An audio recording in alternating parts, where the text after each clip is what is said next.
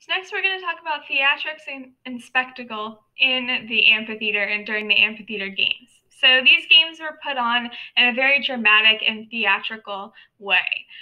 So they actually created stages and sets that they could raise entirely into the amphitheater to change the setting so it wasn't just fighting on sand.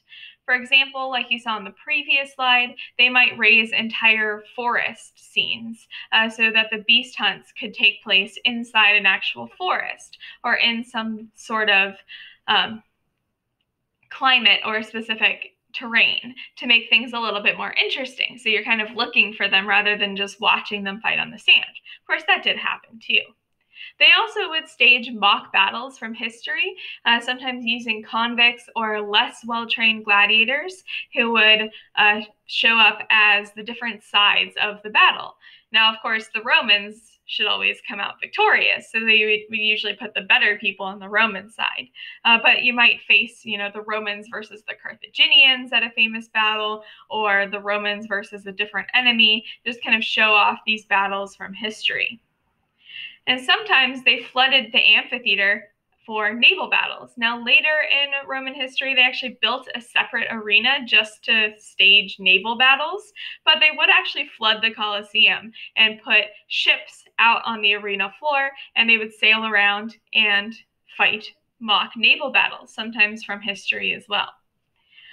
Even the public executions were staged theatrically. So convicts were often made to reenact famous scenes from myth during their execution. For example, they might put wings on a guy and have him fly as Icarus and then fall to his death. That did actually happen. We have record of that.